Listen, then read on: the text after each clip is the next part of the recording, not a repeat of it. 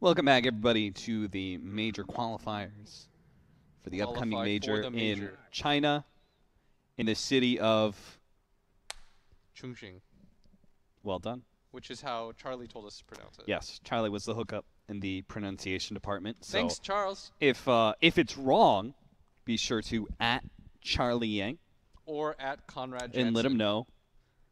Or Conrad Jansen, yeah. Honestly, if you want to just tweet at Conrad Jansen and flame him. Yeah, just because.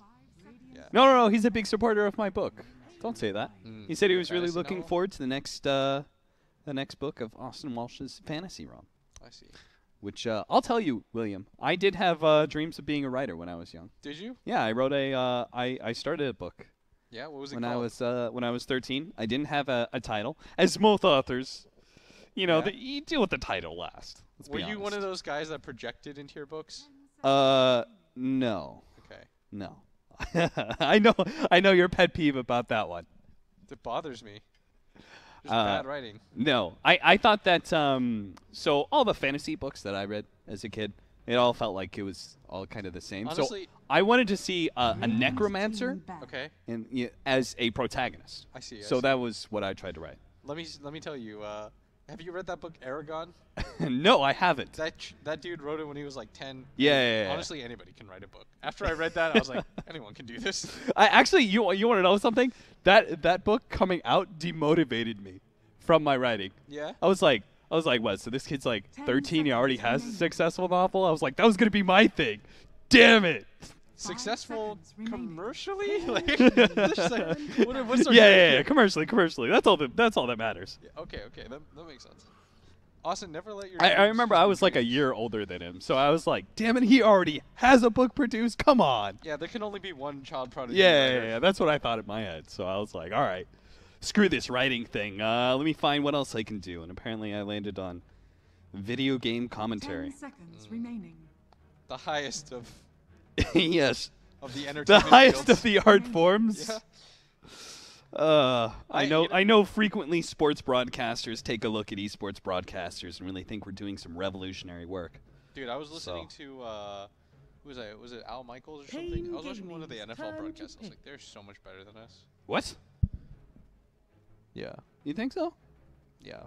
I listen to more. Let me okay. Let me caveat. It's like I think, for example, when it comes to panels and stuff like that, inside the NBA is unmatched by anything. Yes, agreed. Sure. When it comes to pure casting, I think there's two things that you could take away from sports casting. Remaining. Is that they 5 seconds remaining. I think what we're better than them at is improv. Because essentially we don't get a script. Whereas I've seen those guys, like I was looking at the prep things that they do. Somebody's always on hand to give them a reference. So that they have something to go off of. Like a video or something. Or they have all the players' names listed for them and all that jazz. Like there's a lot of different things. They are very good at being able to interweave extra information that they have about the players, where they're from, even so much as like what they look like and what their build it's just is a lot like more into research. the narrative. Yeah. Right? Sure. You probably have to do a lot more research. I agree with that. And they're better about dead silence. Like I think esports broadcasters have this issue with it has to be filled at all times. Whereas like I'll watch a football broadcast and sometimes it's nice to just hear the crowd for a second. Yeah. To kind of give you the scope of how big the game is. Remaining. Yeah, I would agree with that. Which is what I actually think was missing at this year's TI. Remaining. But on the other side of things, I do think that most of the sports broadcasters I hear, like I very much feel like there is, now I could be wrong on this, I have no idea. Yeah. But I do feel like that there's a lot of people in sports broadcasting who are who kind of gotten their gigs and they're just kind of writing. And I feel like that that maybe due to a lack of competition or whatever, like they are actually improving actively. Yeah. And I can hear a lot of small things. You think as a commentary that I think that are just like I hear a certain mistake that like a commentator like stumbling over his words that I see. really just shouldn't happen in a moment that doesn't remaining. require like a whole lot of thought to it. They're just a 5 regular seconds conversation remaining. and an easy stumble or something. Or a silence that's not warranted. I see. Right? Where he struggles to be able to come up with the right word or something. Also, we are 3 into the picks. on both sides. It's going to be a long qualifier, guys, with us, so we're going to keep this one a little bit more easygoing. I know a lot of people would prefer us to be serious at all times, talk about every single draft pick. It's probably not what we're going to do. Also, we'll talk about we'll have deeper conversations about the draft as we start getting a feeling for what the South American qualifier I can't tell you guys what's going to happen yet. Yeah. I haven't worked out. I doubt that anybody really knows what the meta is going to really look like yet. So we're just all going off of first impressions. So hey, for example, 16 here, they Timber. They grabbed another Timber shot despite it losing last game. Felt kind of ineffective going later on in the game. 10 seconds remaining. And we have a Morphling. 5 seconds remaining. Why do they have Centaur Axe? Is this a 4-position Axe? 3 Centaur? Or... I mean, they have an IO, so... Huh. Interesting. I think the new Centaur with the Retaliate and stuff. You're a fan? Yeah, I'm probably a fan, but I think you want more farm on your Centaur as a result than the previous Centaur. So I could see a Wisp Centaur duo being very strong. Okay. Wisp Centaur. The snore. I did that completely wrong. paiN Gaming's turn to bat. It's good to see that some things just don't go out of style. The Terrorblade's always going to be fundamentally a strong hero. It's Terrorblade, baby. You scare people by existing. So wrong about that. 10 seconds Trying to pull remaining. up the patch notes on my phone right now. Also, apologies for 5 camera work. seconds I haven't remaining. done camera work in like a Austin, long don't ass time. apologize. So if I miss some kills or something, Stay or I true. forget to put net worth on for like 5 minutes, Hmm. just stick it out with me. It'll Again, get better. guys, you can flame Austin Walsh at Conrad Jansen. Conrad Jansen. Okay, so traditionally, do you like Terrorblade versus Morphling? It kind of works both ways. It's like one of those like weird 50-50 matchups just because TB, like, it's really interesting just since, like, Morph sort of becomes TB Mm-hmm. in that way. Like, it's one of the better ways to deal with him. I mean, it's one of those, like, how can you beat somebody if you can't beat yourself? Morph also gets the BTB while casting his regular abilities and stuff like that. That's pretty... Radiant That's team insanely back. broken. Yeah. Okay, so I just want to read out the Centaur changes because I wasn't Let's hear it. totally certified. So, host stomp damage reduced a little bit. He got a little less strength gain. The double edge now incorporates, it does base damage and also does a percentage of your strength as damage, which is, again, where I think you want Centaur to have more farm because his nuke can do a lot more damage than it used to. And then Retaliate is the interesting one. Retaliate damage got increased a lot. It now goes up to 64 damage. Ooh, that's pretty good. At level 4. And the thing is that Retaliate now gains charges each time you are attacked by an enemy hero or tower. Once you activate it, it consumes the charges to give you a percentage-based attack You may damage now select increase your heroes. for 20 seconds. And you get a max of 10 stacks, and it increases 15% at level 4 base damage increase per stack. So you can get 150% increase in damage on a 40-second cooldown. It's not bad at all. Yeah. So I think Centaur is like a really interesting like scaling. I could see him being like a safe lane hero, but he's probably more of just a scaling offlaner compared to before. Your only real scaling was like your return did percentage-based damage off of strength, but it was more about your Aghanim Scepter upgrade on your ult. I see. Do you like Centaur as an offlaner still? I have not played him yet. Really? You haven't touched No. him? No, I saw him play haven't the other touched him. day. Did not look that great. Basically, I had a laundry list of heroes I wanted to try, and Centaur was pretty low down there. I see Brax spamming Pango. Oh yeah, new Pango is really good. I think we're seeing that in the first 3 banned both games here. I saw it first game. I'm sure it was banned second game as well.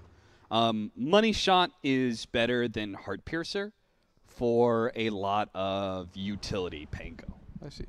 Heart Piercer was like, as an ability, like more broken later on in the game. Yeah. But now,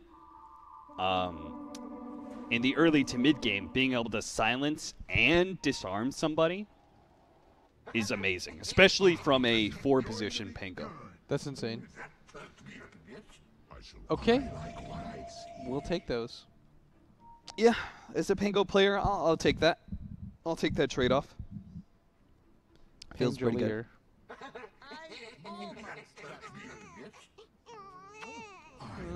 So we are going to have Misery playing the support Axe. Weehaw is playing a mid Pugna up against Murdoch's Lina. And we are going to have... Oh, this is interesting. 16 is going to put a aggro tri-lane or maybe aggro dual lane. Maybe they're just invading with the support to start, but they're going to put Timbersaw bottom against the strength duo of Centaur Wisp.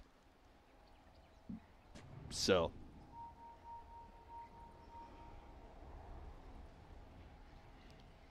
that is pretty nice, that your 3 through 5 positions are all strength for a Timbersaw.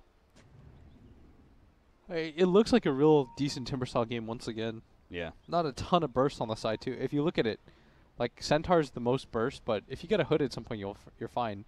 Morph is that damage over time. Same with Pugna. So I think Hood has tons of value here.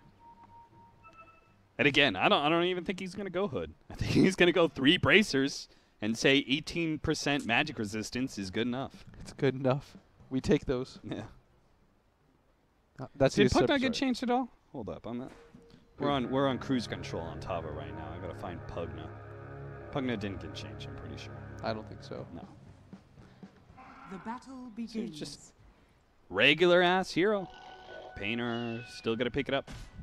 Feeling like it's good. We're gonna have a lane swap. They did read that Timbersaw was safe lane, and we're not going to switch things up. So now Timbersaw is going to be matched up against the Morphling Wisp, which is going to be harder than the Centaur matchup for sure. And we'll see how the new Centaur performs.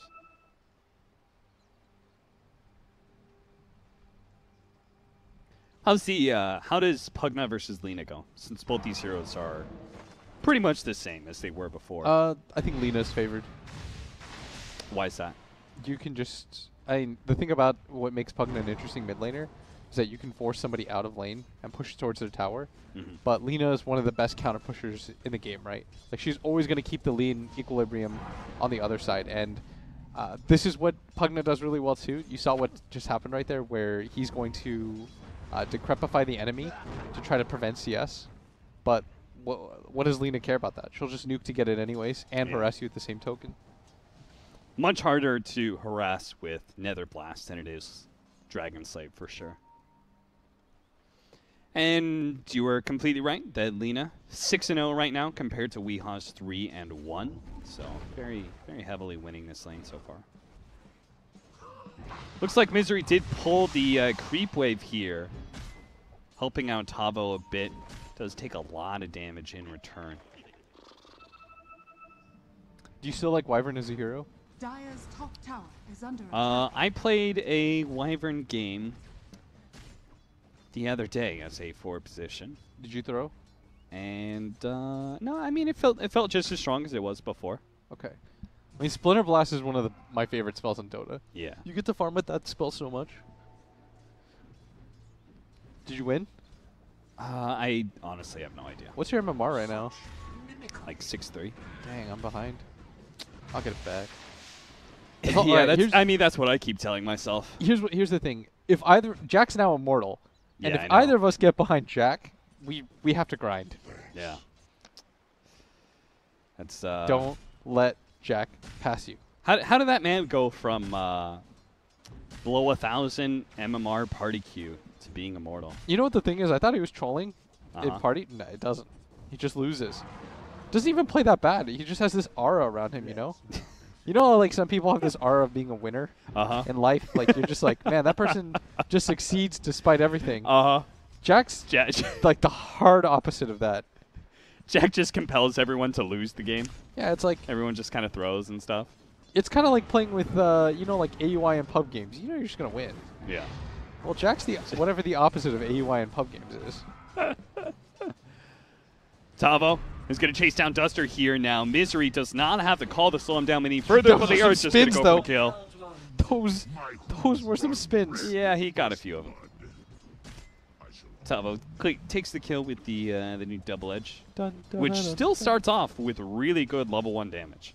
150 damage plus the strength, which is maybe that's sick. 5 damage or something. It's nothing. Austin's a fool. I mean, it is. Go E-Blade, Terrorblade. Even if it's 5 damage, 155 damage nuke is pretty good. Shut up. Got him. I wonder if you still go, because you remember Seb, he was always kind of loath to get double edge early. And I kind of agree with him in that. He just leveled Hoof Stomp with a little bit more priority than double edge. Or if you go the new Retaliate. Nice hit there from He Goes Timbersaw, catching both of them with the Whirling Death. Mid lane is a comeback here for Weehaw. It's now 21-4. Oh, this is scary now. The Lena's out of mana. Okay, so this is what Pugna does, I guess, no matter what. I thought Lena would be able to prevent it. Because you just get pushed out a wave and then this stuff happens to you. As the Wisp desperately trying to get to... Oh, just take it, Rubik. The Lena's so far away. Save it. You can't save it for the Lena. So far away. Look at Weehaw just laying damage into the tower now. Oh, Pugna is one of those heroes. I forgot it. Pugna is amazing with Null Talismans, and now with the Null Talisman change and the TP scroll change, he's going to be even better. I see. He is one of those heroes you just want to stat up on, because his attack animation is really good as well. His attack speed is fine. Look at him go. He's just beating down Duster. He's going to die here. Goodbye, Dust. You've been dusted. They do manage to pick up the kill on the Morphling, though, Archangel. Oh, wow. Trying to contest those runes and go for a kill, but... Those are some Dota buff tips. You know that Valve was a big fan of the tipping last year. The Compendium? Yeah. So, like, we'll let you tip in pro games for this as well now. I like it quite a lot, too. Because, like, I feel like it's a really good way to build camaraderie with your team. In your pubs and stuff. Someone does something good, you tip them. It also makes the enemy team feel worse. Yeah. And that's like an underrated thing, is making other people feel bad at your pleasure. Mm. This is the true tip of Dota that no one really talks about. But honestly, I can only enjoy this game if I know that somebody else on the other side is not having a good time. Yeah. That's why you don't play support. Yeah. That's why. Bottom lane. That's the reason. I swear to God, there's a kill I'm missing somewhere. It was almost Timbersaw, but he's fine. I mean, this lane's harder for the Timber than I expected. 26-10 compared to 20-1. Oh, that's another hero that just benefits from getting a ton of Wraith bans. Oh, Morphling? Yeah. Yeah. He probably... Oh, he's dead. Double nuke down. And Theolacor's going to be caught. Theo's dead. Great spirit control there from King RD. Double kill for Weehaw. And RDO is not... Like, they're pressuring this bottom tower, and RDO is being shoved underneath his tower constantly by the Centaur. We did go for maxed out Retaliate. Ooh. So you can't really contest him in CS now. Do you like that build? Yeah, I do like this a lot. Well, now you're learning. I mean, seeing this guy? He's hitting for 200 damage a hit. That's actually so funny. That was the big thing about Centaur before, is that, bottom lane, King RD may die as well here, trading out the Morphling for Theolacour. Murdoch. He's still okay. He has another Dragon Slave. Is it going to be enough? Oh, it's not quite enough. 20 more damage now. Weehaw is going to try and pounce on a Murdoch. He does have an LSA up. He's going to take that big nuke out from Weehaw and survive. But he needs to dodge the next one. Murdoch needs to be able to get the stun off here. King RD risking his life to be able to make sure they get the kill. And now Hiko, he's going to try and get the kill, but he gets blown up. There's so much magic damage with the Decrepify. All right, they just lost 5 consecutive heroes down here. Stop. Stop what you're doing. Don't go down here like this. Meanwhile, Misery's just like, this life is great. I'm playing the 4-position axe and getting some levels in mid lane. Misery 0 cares in the world. Tavo. Radiant's middle tower is under attack. Yes, give me more retaliate charges. Dude, that's nuts. I can't believe they kind of just all walked down there one by one. Now Theolacour is dead as well. Oh, no, he's gone. He's taking gone. him out. The tower mid might fall for this too, as the Pugna is dealing good amounts of damage. And Misery, he's low, but he wants to go for more.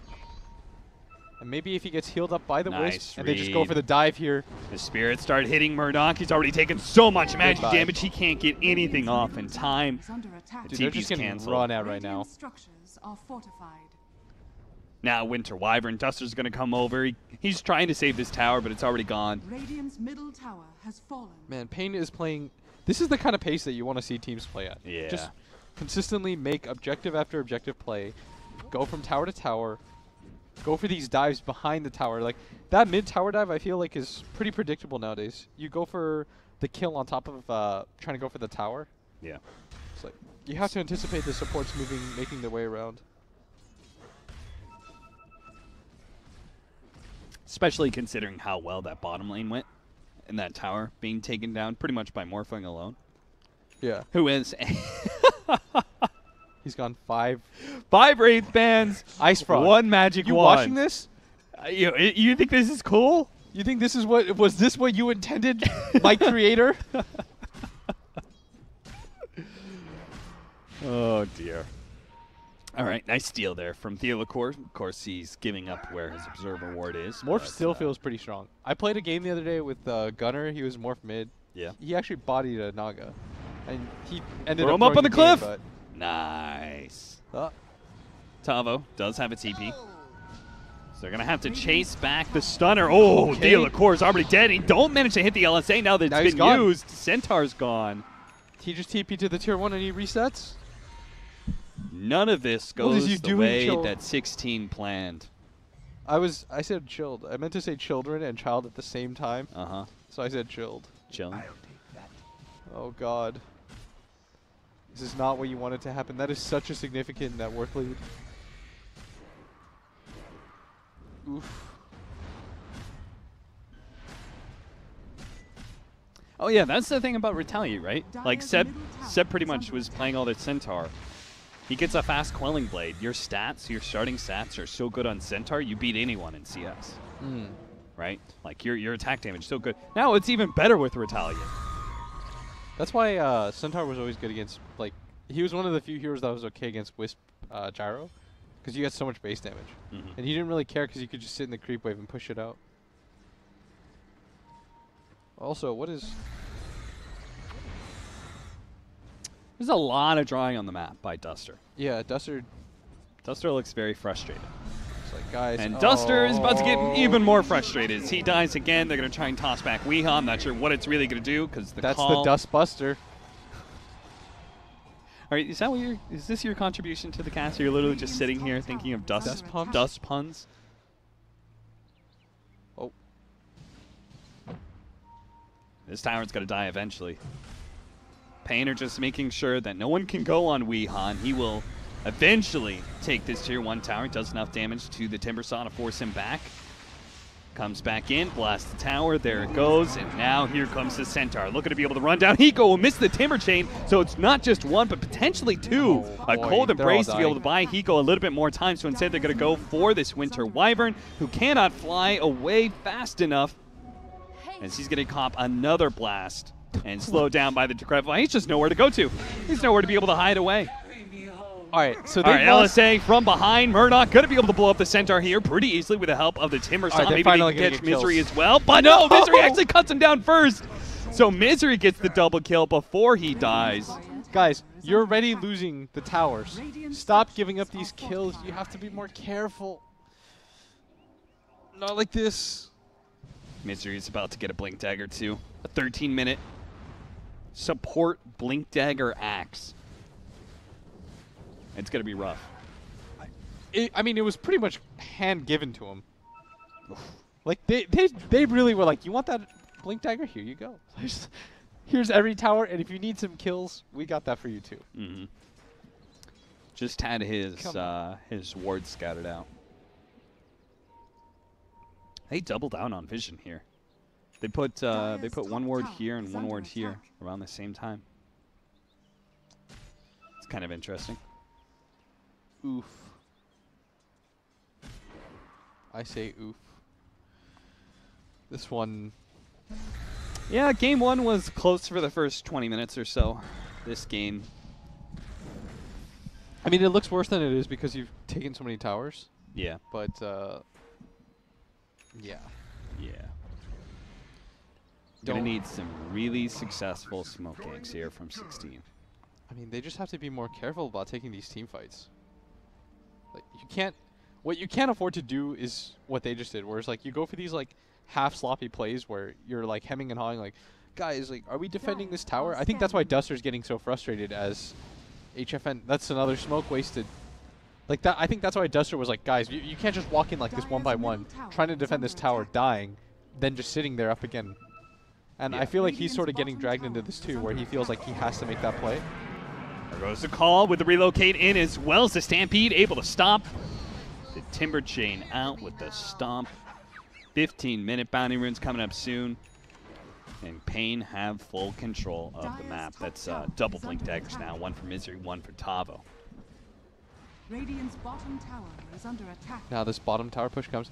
This time around they give. This is like the issue is like, this is what the flip side looks like. Just giving up a tower. So if you're going to defend, you have to do it right the first time around, Cap. Yeah. Because you don't get that many chances to make this many mistakes in Dota. Dire's structures are fortified. So this is interesting. Sword outside of sentry range that would usually be put there. But still kind of gives you the same idea. Yeah. Which is rotations over. From mid to bottom. You mentioned earlier is like you don't really know where to place wards. Like I don't either. Like I just place them now where I see the eyes, and I can't imagine that's productive. No. I know where to place my wards, but I don't know where other people are placing their wards. Then how do you know where to place your wards? Because I went through the map and took my time and did my research. I don't do Scouting out ward spots. I'd make a garbage 5. Oh, I know. The top fight comes. Pugnus Tavo.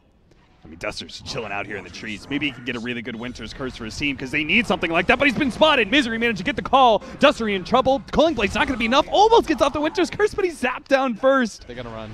Now they're going to catch Selena as well. Tavo gets the Blink Centaur stomp. Theolacourt tried to save him for a moment there with a life drain, but the Yule Scepter cuts that out. Murdoch's left for dead. Theolacourt now trying to TP out, but he's fine. Misery does not have a call, so he's good. No blink, no call, easy outs. It is going to give space for this Morphling to continue to farm. Middle tower is under attack. As Timbersaw's net worth has been absolutely shattered. This is not the Timbersaw that we saw in last game. No. This not man at all. is poor. You know, and I can't help but thinking, like, what if you guys had matched paiN? You know, when paiN went for the last minute swap. Yeah. What if you had done that as well? Duster. They don't need Culling Blade. Once again, on their way to take a tower, they collect a kill.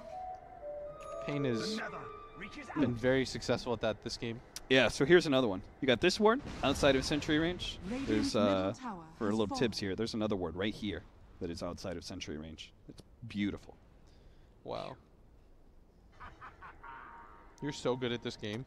Thanks. I was being incredibly sarcastic. No. I'm not gonna believe that. I'm gonna choose to believe that you are very serious about your comment. You know, on the real, Austin, as much shit as I talk about you on broadcast, you know that Radiant's top tower is under And they're attack. probably just going to take this top tower as he's got an arcane rune. Drops the ward, and here comes the call. This is going to be another kill on a Duster as the Axe finds the pickup. Duster, you interrupted that moment. Go back to what you were saying, Blitz. What were you saying? This is what I'm tired about. Like they just give up a kill and then they give up the tower. Like you can't be this sloppy. I like how the most hype I've heard you be for like a year is you vehemently avoiding complimenting. That's the most exciting you get. And now the high ground push comes out. The next ward is dropped because of the arcane rune. It's already here to play. And they're doing this all without the Morphling, by the way. Yeah. Like what this Morph is doing by going for this Travels first, I think, is he's trying to match the tempo of the who's that guy? The Terrorblade. Because oftentimes what you see is when you go for these kinds of pushes, the TB is just pushing out a tier 2 himself. Like by doing this, you're good. With the Boots of Travel build, you mean? Yeah, you're good. Like you can just come in. They don't need him. They've won like every fight, so yeah. Is there really any point to showing up? He's gonna have a Lincoln soon, so he won't even be scared of like the Laguna Blade. Or the telekinesis Yul's set up. So this tower's getting low. What's your play? Drop soon. It's gonna be 3 tier 3 as one more blast. Weehaw takes a tier 3 at 18 minutes in. He's got the TB counter too with the Axe Pugna. Oh yeah. Man, such an early Aghanim Scepter. Ether Lens, Ags, double null tallies before the 20-minute marker. 15,000 net worth lead now for paiN. And Theo's just still kind of chilling out in this backline with this Invis rune he picked up. But even that does not present an opportunity for 16 to actually start a fight. Yeah. And they're holed up inside their base. Now they're afraid of going outside. There's not really anything for them to go to. I think the issue at this point now is that you don't have a way to start a fight. Like, if you look at the way that paiN's playing, is because they always have a jump and then a follow-up to that jump. Whereas if you look at, I mean, that's Timbersaw in a nutshell, right? And you don't pick playmakers as your fours. This is no Yaps or Rubik. For sure. Wyvern can kind of start fights for you with Winter's Curse, but we haven't actually seen that yet. He's trying to work on a Blink Dagger. You know, he's only 2,200 gold away from it. He's got the 50. He's got the 50 in the bank. Spot him that 50, Ice Rock. Let my man Duster see the light of day. Arcane Rune. Hiko. But him and Terrorblade have been playing in the same lane for like the last 5 minutes or so. As you can see, they're both going to TP out at bottom and head to top.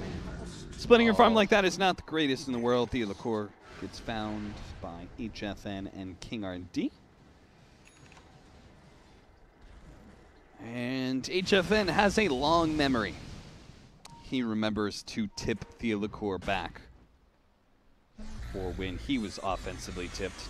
What animal is it that has a long memory? Is it elephants? Yes, elephants do have a very long memory. I was like, it's either elephants or goldfish, but I'm pretty sure goldfish are the ones. Goldfish is the opposite. Yeah. I couldn't remember which was which for a sec. It's just one of those things.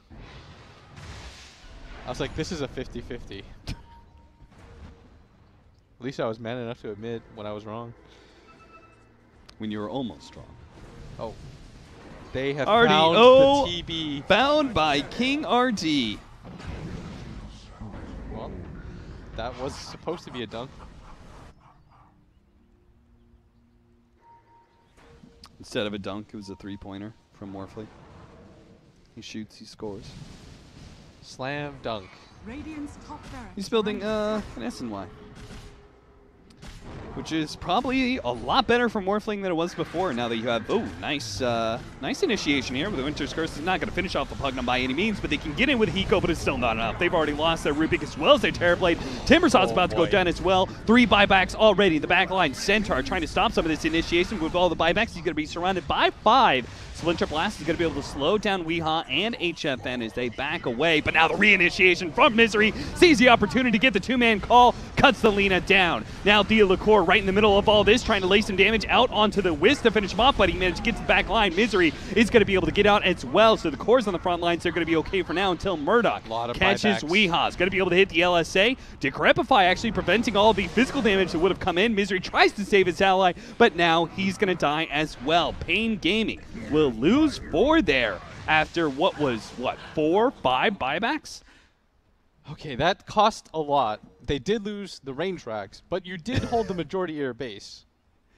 That was 5 buybacks. That was 5? TP bought back 2? Yep. Okay. TP was one of the first buybacks. But they held. But they held. And that's what matters the most. It only cost them pretty much everything. Hey, they got experience. See? It's true. That's the start of a comeback right there. A rain doesn't think it's responsible. A raindrop doesn't think it's responsible for a flood. You know? That's that experience change? Yes. That's a little bit by little bit. So when we look back in 5 minutes and this graph is now gone, that's where it started. Then we're going to look back at this one little raindrop right here. Change doesn't start.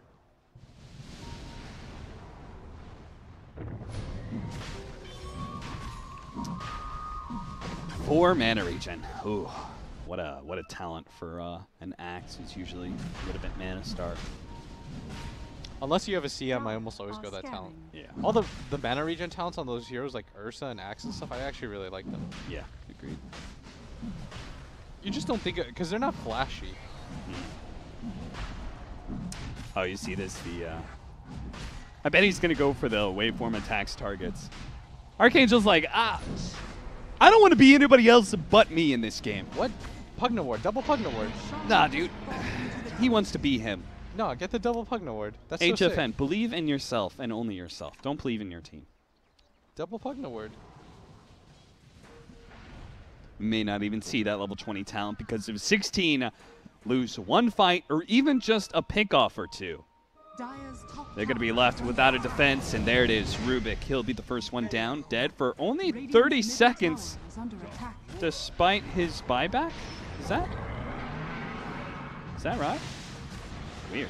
Centaur trying to, oh, look at Archangel go. Pew, pew, pew, pew. Trying to catch Duster. Into the trees he goes. Not going to be able to find him. So Duster is away to safety. The tier 3 is already dead.